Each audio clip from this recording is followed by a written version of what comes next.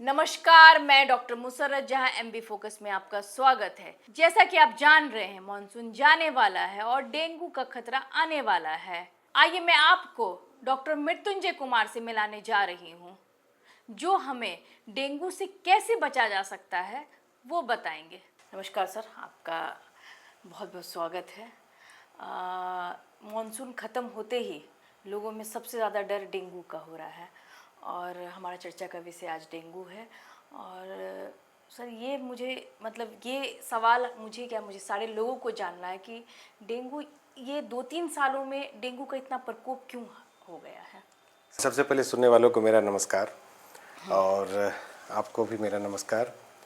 लेकिन एक बात कहना चाहूँगा कि बचपन में जब मैं एक गाना सुना करता था, मुझे बहुत अच्छा लगता था। वो गाना था कि तुझे गीतों में ढालूँगा, सावन को आने दो।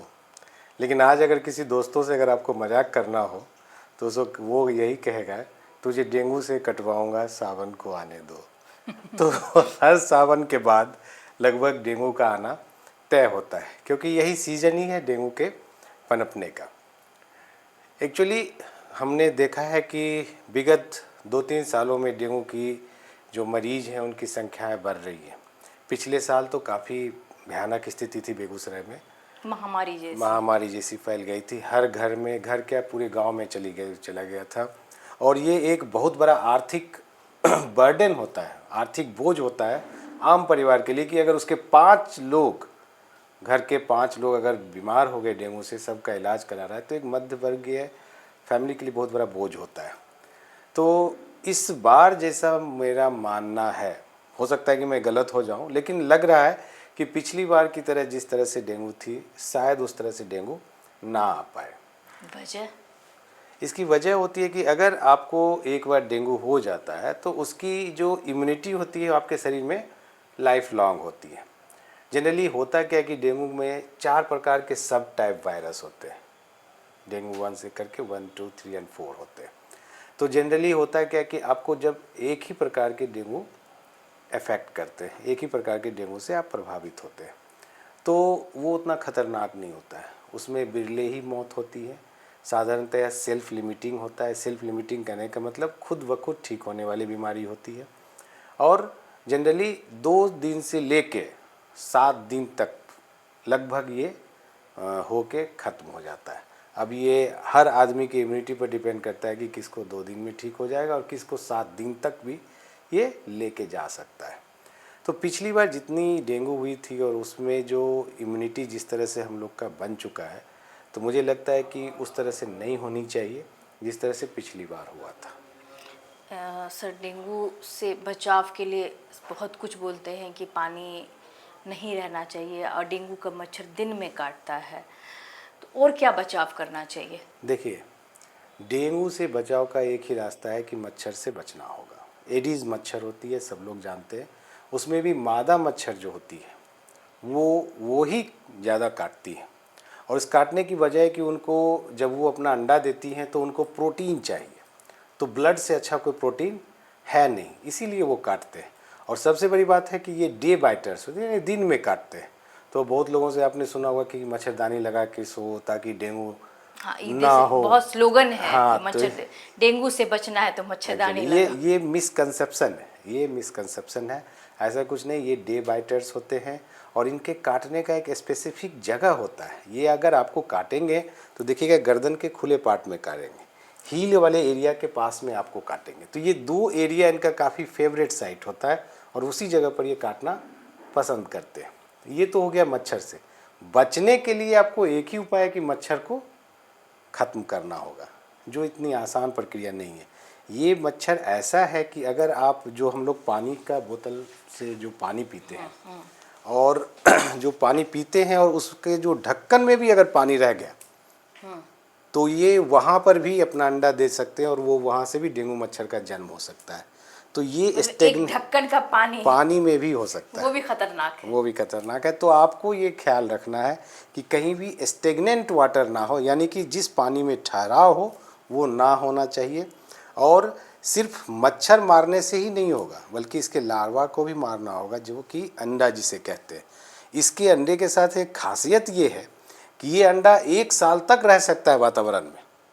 और ये अंडा जो नॉर्मली जो होता है, जब वातावरण का टेम्परेचर 10 डिग्री से कम होता है तभी ये नष्ट होता है।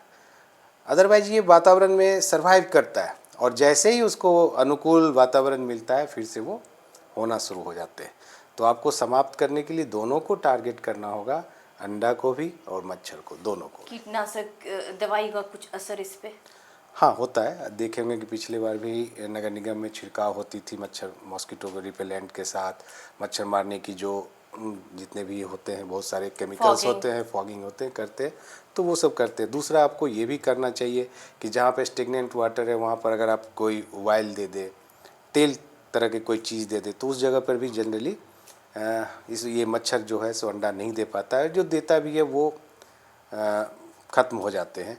या दूसरा एक तरह की मछली होती है जो सिर्फ मच्छर के अंडे को ही खाती है। तो ये सब थ्योरेटिकल बातें, प्रैक्टिकली पॉसिबल नहीं है। प्रैक्टिकली हमको यही करना है कि जो भी स्टेगनेंट वाटर है और जो भी जहाँ पर भी मच्छर पनपने की संभावनाएं हैं उसको टारगेट करना और उसको ख़त्म करना है। लेकिन इसका एक दूसरा सबसे बड़ा पहलू है कि ये हम जैसे छोटे शहरों में ऐसा नहीं हो पाता है। इसकी सबसे बड़ी वजह है कि हमारा जो शहर है वो प्लान्ड वे में नहीं बना हुआ है। प्लान्ड वे में जब नहीं बना हुआ है तो पानी रुकेंगे ही और समस्याएं आएंगी ही आएंगी। सर, ये सब तो बचाव है। एक बार डेंगू हो गया तो हमारा प्राइमरी ट्रीटमेंट या फिर हमारा फर्स्ट ट्रीटमेंट क्या होगा? कितनी देर के बाद बुखार आएगा? क्या कितनी देर के बाद डॉक्टर से कंसल्ट करना चाहिए? उसके बारे में सर कुछ देखिए, डेंगू के बारे में पहले भी हम लोगों ने बहुत सारी बातें कर चुकी है, लेकिन शॉर्ट में जो मैं एक आम आदमी को जानना चाहिए कि डेंगू खतरनाक कब हो सकता है, कुछ चीज़ें होती है उसके बारे में उनको जानना चाहिए और तुरंत डॉक्टर से मिलना चाहिए। जनरली मैंने बताया कि डेंगू 2 से लेकर 7 दिन तक हो सकते हैं। डेंगू का जब एक टाइप का वायरस करता है तो वो जनरली खतरनाक नहीं होता है, सामान्यतः वो सेल्फ लिमिटिंग यानी अपने आप ठीक हो जाती है। लेकिन अगर उसके दो डिफरेंट वैरायटी के स्ट्रेन आप में हैं तो कॉम्प्लिकेटेड डेंगू होने का, जिसको कि सीवियर डेंगू फॉर्म कहते हैं, होने का चांसेस बहुत ज़्यादा होता है। अब देखिए डेंगू होता कैसे। डेंगू के 4 स्टेप्स में डिजीज़ होते हैं। पहला तो बहुत लोगों को अगर डेंगू हो भी गया तो एसिम्प्टोमेटिक रह के चल सकते हैं। दूसरा होता है कि डेंगू फीवर, उसमें माइनर फीवर होते हैं। फीवर जनरली हाई आता है। इसका जो क्लासिकल डेंगू का जो सिम्टम्स होता है उसमें हाई टेम्परेचर्स, रेट्रोवाइटल पेन, यानी कि आँख के पीछे जो है सो आपको बहुत ज़्यादा दर्द होगी। इसका दूसरा नाम है ब्रेक बोन फीवर, यानी हड्डी तोड़ बुखार। आपको जनरली घुटने में, कंधे में बहुत तेज़ दर्द होगी, लाइक चिकनगुनिया। हाँ, क्योंकि वायरस का प्रॉपर्टीज़ होता है। उसके अलावा कि आपको वोमिटिंग होगी, सोर थ्रोट होंगे यानी गले में खराश होंगे, किसी किसी को रनिंग नोज हो सकता है यानी नाक से पानी भी आ सकता है। तो ये जो है इसका ये क्लासिकल सिम्टम्स है जिसमें डेंगू ऐसे करके आते हैं। लेकिन आजकल देखा गया कि क्लासिकल सिम्टम्स मिलते नहीं हैं, ये टिपिकल प्रेजेंटेशन भी आते हैं। लेकिन आम आदमी को जो चीज़ जानना चाहिए, पहली बात कि डेंगू खतरनाक कब है आपके लिए, ये एक जो आम आदमी को जानना चाहिए, वही मैं मैसेज देना चाहता हूँ। पहले तो मैं ये कहना चाहता हूँ कि डेंगू वैसी डरावनी चीज़ें नहीं है जैसा कि समाज में फैला हुआ है कि डेंगू हो गया और इतने खतरनाक। हाँ, ये बुखार कमज़ोर ज़रूर करती है बट उतनी खतरनाक नहीं है।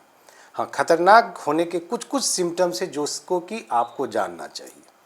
वो सिम्टम्स है कि सबसे पहले अगर पेशेंट को पेट में दर्द होने लगे तो वो एक अलार्मिंग साइन है कि वो खतरनाक जोन में जा रहा है। दूसरा, उसके हृदय की गति काफ़ी तेज़ है। तीसरा, कहीं से भी ब्लड आ रहा है, चले यूरिन से लाल पेशाब होना, नाक से ब्लड आना, या गम से, जनरली इसी सब जगह से ब्लीडिंग आने शुरू होते हैं, या कुछ कुछ स्पॉट हो जाना, ब्लीडिंग स्पॉट जिसको हम कहते हैं, वो हो जाना। दूसरा होता है कि पल्स प्रेशर लो हो जाना। आप उतना नहीं समझ पाएंगे या आम लोगों के लिए पल्स प्रेशर समझना मुश्किल होगा। मतलब ये जो खून की नली है इसमें तो इसका जो प्रेशर होता है थोड़ा सा कम हो जाता है। तो ये सब चीज़ें जो है सो काफ़ी अलार्मिंग साइन है। दूसरा, अल्टर्ड मेंटल स्टेटस, यानी कि उसकी जो पहचान शक्ति होगी या उसका जो व्यवहार होगा वो बदलने लगेगा। तो ये सब चीज़ें जब आप उसमें देखने लगे तो समझिए कि डेंगू अपने अगले पड़ाव की तरफ ये बढ़ रहा है। शुरुआती 2-3 दिन में तो ये सब नहीं दिखेगा? जनरली मैंने कहा था ना कि ये 2 दिन से लेकर 7 दिन तक चलता है। लेकिन डेंगू का जो सीवियर फॉर्म होता है वो विद इन 24 आवर्स भी हो सकता है, 24 घंटे के भीतर भी हो सकता है। लेकिन साधारणतः देखते हैं हम कि ये जब होता है तीसरे दिन के बाद से होता है, तीसरे चौथे दिन में जनरली होता है।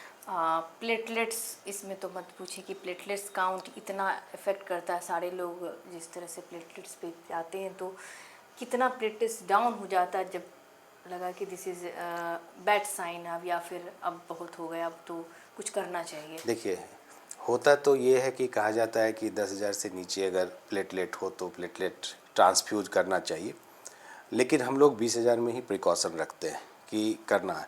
और उस समय हम लोग देखते हैं, बहुत सारी चीज़ें देखते हैं। एक हम लोग टूर्निकेट से बांध के देखते हैं कि ब्लीडिंग टेंडेंसी आने वाली है कि नहीं। ये हम डॉक्टरों लोग को लिए होता है कि कैसे पहचान लेना है। तो जनरली हम लोग कोशिश करते हैं कि सेफर साइड में प्लेटलेट्स 10,000 के नीचे दे दिया जाता है। लेकिन अगर ब्लीडिंग का कोई साइन है तो हम लोग 30,000 में भी दे सकते हैं, 40,000 में भी दे सकते हैं उस ब्लीडिंग को रोकने के लिए।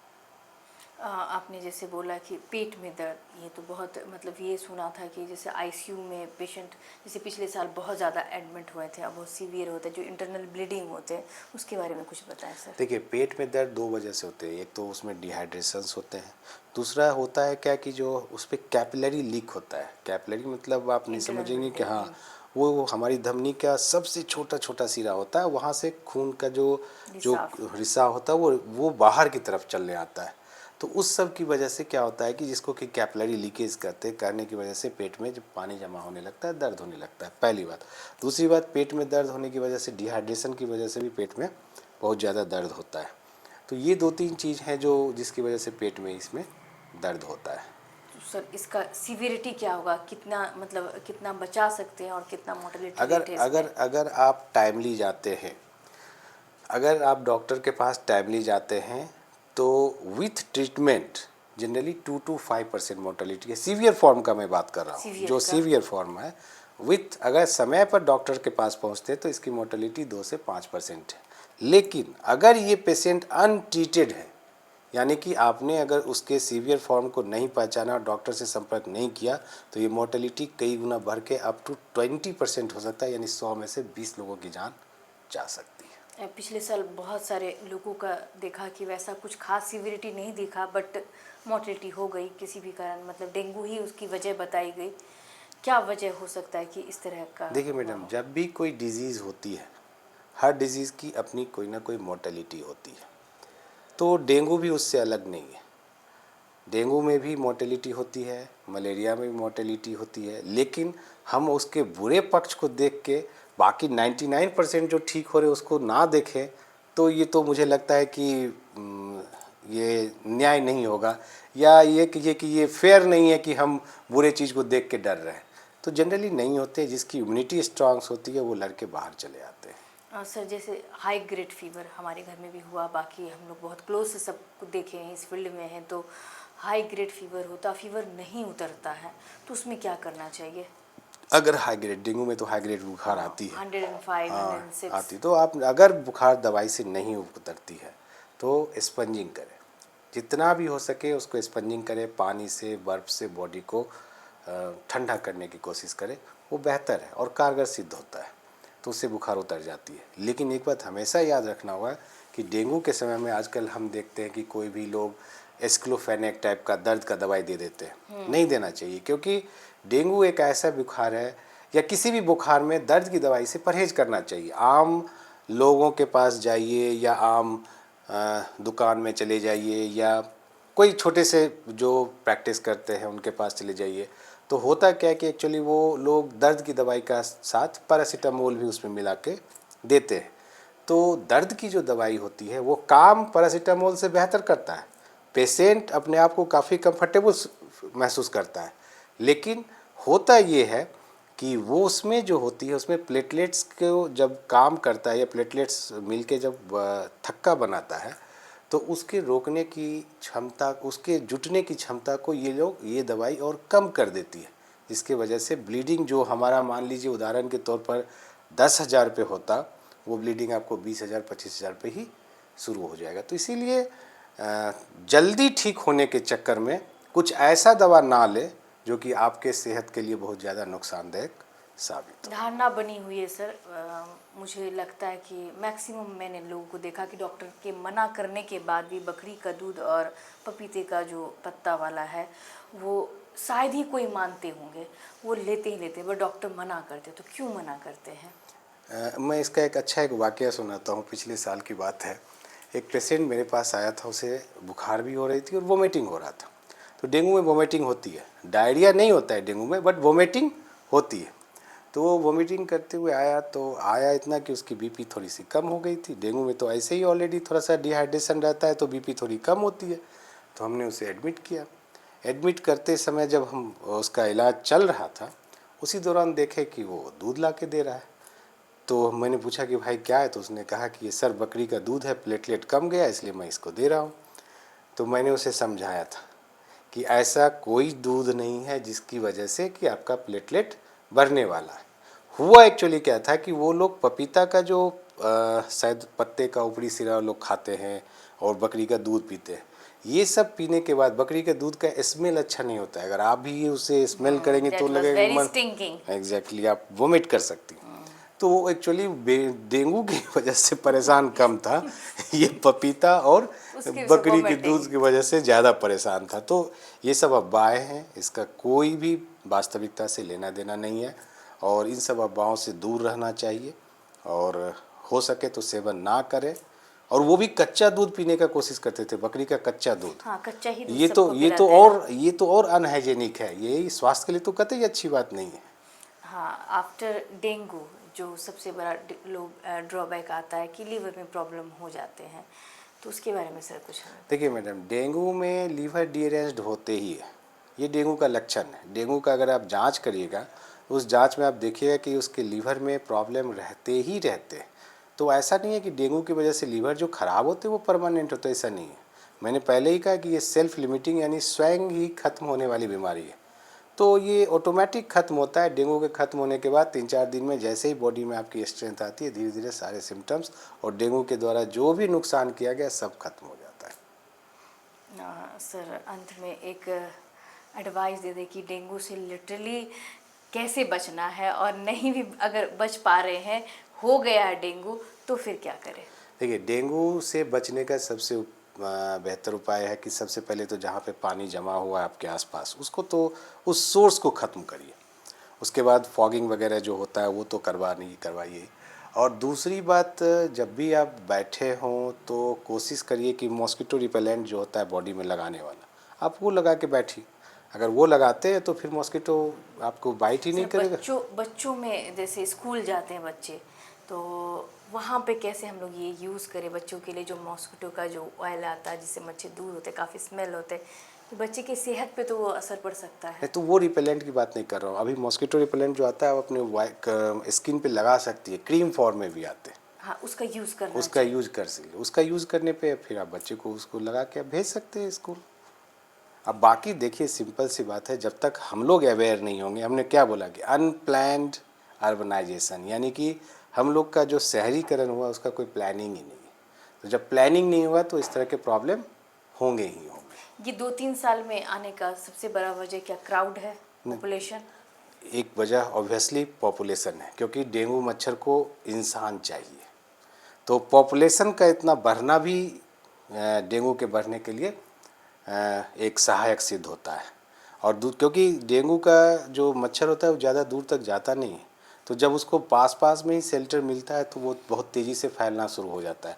और डेंगू सिर्फ हमारे देश की समस्या नहीं है, पूरे विश्व में 112 कंट्री ऐसे हैं जहाँ पे डेंगू का पूरा दुष्प्रभाव फैला हुआ है। यानी सारे देश की पॉपुलेशन की वजह से ये है, ये ऐसा कुछ नहीं कि पॉपुलेशन से हमारी गंदगी और ये। हम लोग तो मैडम, हम लोग का पॉपुलेशन जो है सो अब तो नंबर 1 की तरफ है, तो वो तो होना ही है। और जहाँ पे पॉपुलेशन ज़्यादा होंगी, अगर हाइजीन नहीं होती है, हाइजीन नहीं होगी तो प्रॉब्लम तो होनी ही होनी है। मैडम, हमको लगता है कि डेंगू पर बहुत सारी बातें हो गई है। ये छोटी छोटी बातें जो हमने डिस्कस की, उसमें से महत्वपूर्ण बातें यही हैं कि एक आम आदमी को ये जानना है कि डेंगू के मच्छर को कैसे रोका जाए। दूसरा ये जानना है कि अगर डेंगू का बुखार हो जाता है तो डॉक्टर से मिल ले, और जो मैंने बताया कि अलार्मिंग साइन क्या है, आप उस चीज़ पर फोकस करिए। वो अलार्मिंग साइन को अगर आप ध्यान से रख लीजिएगा तो बहुत सारी जो दुर्घटनाएं हैं उसको आराम से रोकी जा सकती है। और तीसरी बात ये कहना चाहूँगा कि डेंगू कोई उतनी खतरनाक बीमारी नहीं है, ये सेल्फ लिमिटिंग्स है, बहुत कम लोगों को ये नुकसान पहुंचाती है, लेकिन अगर आप सतर्क रहेंगे तो शायद वो नुकसान से आप आराम से बच सकते हैं। Thank you sir. Thank you, नमस्कार।